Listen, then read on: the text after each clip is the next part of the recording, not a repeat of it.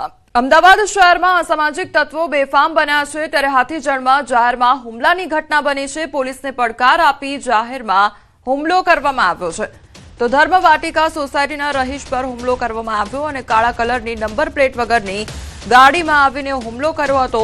આરોપીએ 14 અને 15 જાન્યુઆરીના રોજ અગાઉ બબાલ પણ કરી હતી, જેની અદાવત રાખીને હુમલો કરવામાં આવ્યો હોવાની માહિતી સામે આવી છે।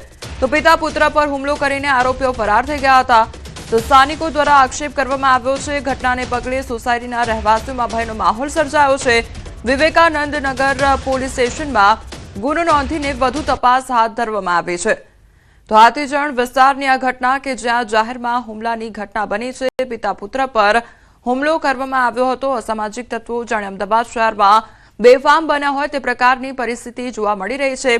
તો અગાઉ બબાલ થઈ હતી અને તેની અદાવત રાખીને આ હુમલો કરવામાં આવ્યો હોવાની ઘટના સામે આવી છે। અમદાવાદમાં અસામાજિક તત્વો બેફામ બન્યા છે ત્યારે નારોલમાં જમાઈએ સસરાની હત્યા કરી કાઢી। પારિવારિક બાબતોમાં થયેલ ઝઘડામાં હત્યા કરી હોવાની આશંકા સેવાઈ રહી છે।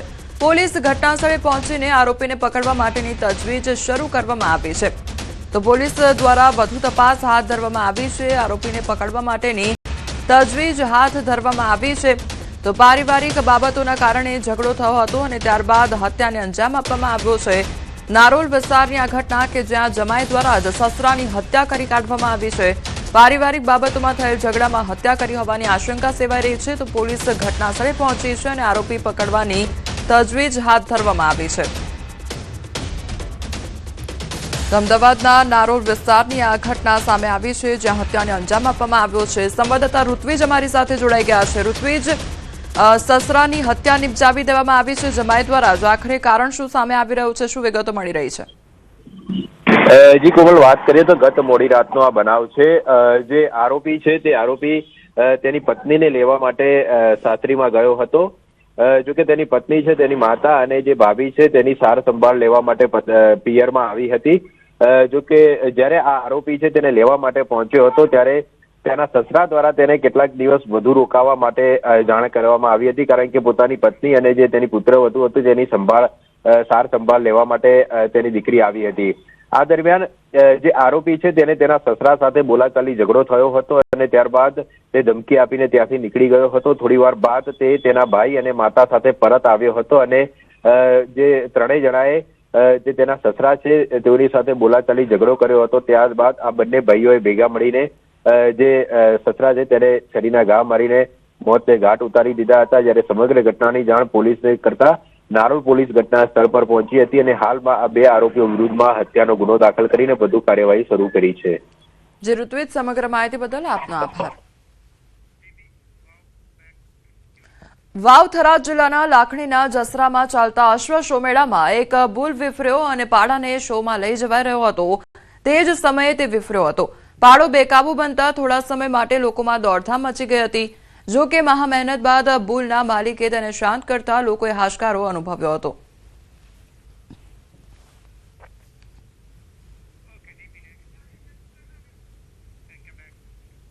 વાવ થરાદ જિલ્લાના લાખણી તાલુકાના જસરા ગામ હાલ અશ્વોની હળહળાટથી ગુંજી ઉઠ્યું છે। શ્રી બુઢેશ્વર મહાદેવ મેળા સમિતિ અને ગુજરાત પ્રવાસન વિભાગના સંયુક્ત ઉપક્રમે અહીં 15મો ભવ્ય અશ્વમેળો યોજાઈ રહ્યો છે। 2012માં નાનકડા પાયે શરૂ થયેલો આ મેળો આજે ગુજરાતનો સૌથી મોટો અશ્વમેળો બની ચૂક્યો છે। તો મેળાના ચોથા દિવસે રાજ્યના મંત્રી પ્રવીણ બાળી અને દિયોદરના ધારાસભ્ય ખાસ ઉપસ્થિત રહ્યા હતા। બુઢેશ્વર મહાદેવના મંદિરે ધજા ચડાવીને આ 5 દિવસીય મેળાનો પ્રારંભ કરવામાં આવ્યો છે। તો મહેશભાઈ દવેના માર્ગદર્શન હેઠળ આયોજિત આ મેળામાં હજારોની જનમેદની ઉમટી પડી હતી। આ અશ્વમેળાનું મુખ્ય આકર્ષણ છે અહીંના જોખમી અને રોમાંચક કરતબો।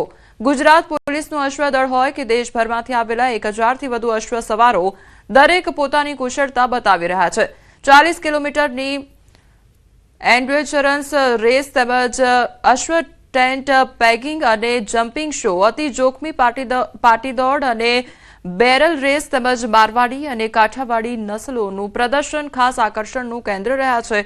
તો ખાસ વાત એ છે કે માત્ર અશ્વો જ નહીં પણ અહીં ડોગ શો તેમજ કેમલ ડાન્સ અને કેમલ રેસ પણ લોકોનું આકર્ષણનું કેન્દ્ર બન્યા છે। માત્ર રમતગમત નથી પણ સંસ્કૃતિની ઝાંખી પણ છે। મેદાનમાં જ્યારે તલવારબાજી, પટ્ટાખેલ અને મેરમેરાયા જેવી પરંપરાગત રમતો રજૂ કરવામાં આવે છે, ત્યારે પ્રેક્ષકોના રૂવાડા ઊભા થઈ જાય છે. અશ્વ સંસ્કૃતિને જીવંત રાખવા અને નવી પેઢી સુધી તેને પહોંચાડવાનો આ પ્રયાસ ખરેખર બિરદાવવા લાયક છે.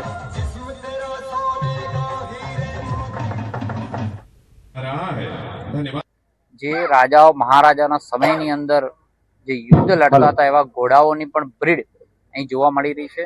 હું રાજ્ય સરકારના આજે સાંસ્કૃતિક વિભાગનો પણ આભાર માનીશ કે જેમણે આમાં સહયોગ કર્યો છે. આ સંસ્થાને પણ હું અભિનંદન આપીશ કે જેમને આવું આયોજન કર્યું છે. આવનારા સમયની અંદર હજી મોટા પ્રમાણમાં થાય અને રાજ્ય સરકારની અંદર પણ આની જે પણ કઈ જરૂરિયાત થતી હોય એના માટે પણ અમે વિશેષ પ્રયત્ન કરવાના. અનેક પ્રકારની હરીફાઈઓ, રહેવાળ, પાટીદોડ, માદરી રહેવાલ તેમજ ટેન્ટ પેકિંગ, જમ્પિંગ, ગરો લેવો, બેરલ રેસ, ગૌ માતાની મંગલ પ્રતિયોગિતા, કેમલના પ્રદર્શન, સાંસ્કૃતિક કાર્યક્રમો, પટા ખેલવા, ગેર નૃત્ય ઇત્યાદિ કાર્યક્રમો મેરમેરાયા સહિતના થયા છે. આજે એક સાથે 100 દીકરીઓએ તલવારબાજી અને 100 દીકરીઓ એક સાથે લાઠીદાવના કાર્યક્રમ પણ રજૂ કરવા જઈ રહી છે. આ 2 દાંત રિંગની અંદર વિજેતા બન્યો છે. આનું નામ છે ભારતરાજ. આ છે સૂર્યવંશનું. સૂર્યવંશ છે ઠાકોર કાલાકાટા સાહેબાઈ આલિશાન. 4 ભેડી આ બાજુ ડીએનએ છે, 4 ભેડી મા તરફથી ડીએનએ છે. મા છે દ્રોણાની 65. એ પંજાબ ખડે ઊભી છે. 66 છે હાઈટ, 66. અને ઓના બચ્ચા બી સારા આવ્યા કે જે 12 મહિનાથી 14 મહિના સુધીના વધારે થયા છે અને બહુ ઊંચા લોબા અને ઊંચી કિંમતના બચ્ચા આવેલા છે. અને આ મજબૂત બુલ કહેવાય કે પ્યોર મુરા, અને એ ભવિષ્યની અંદર ઓની જે પાડીઓ તૈયાર થાય એ વધારે દૂધમાં, વધારે કિંમતમાં અને ઊંચી લોબીન મજબૂત પાડીઓ તૈયાર થશે, જેનો ફાયદો ડાયરેક્ટ આપણા પશુપાલકો મિત્રોને થશે કે જેની કિંમત ઊંચી આવશે, દૂધ બી ઊંચું રહેશે અને બધી રીતે સેફટી રહેશે. ઓની કિંમત 1,11,00,000 ગઈ સાલની આગળની સાલ મેળામાં, આ જસરા મેળામાં પંજાબના એક ભાઈ મોગીને ગયા હતા, છતાં આપણે એક બ્રીડિંગનું કામ કરવા માટે કરી અને ઓને સેલિંગ કરેલ નથી. અમદાવાદમાં મહિલા વકીલને એક શખ્સે ધમકી આપી તો નરોડા પોલીસ સ્ટેશનમાં મહિલા વકીલે ફરિયાદ નોંધાવી છે. મેટ્રો કોર્ટમાં સમર્થનમાં મહિલા વકીલના સમર્થનમાં આવ્યા વકીલો તો મહિલા વકીલને અસીલ દ્વારા જામીન પર છોડાવવા અપાઈ હતી ગર્ભિત ધમકી.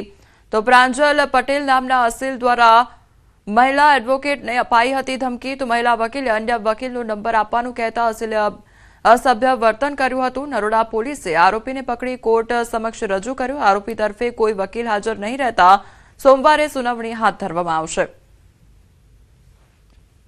એક આરોપી જેના 2024માં મેં બેલ કરાવ્યા હતા, જે હાઉસ ટ્રેસપાસ અને હથિયારો સાથે પકડાયેલ, જેના બેલ કરાયા બાદ મારે એની સાથે કોઈ સંપર્ક નહોતો.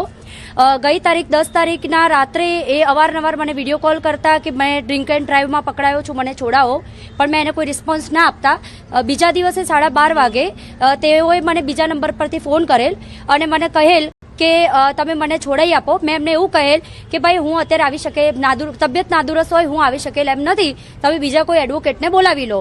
ત્યારબાદ અવારનવાર વોઇસ ચેટ મોકલ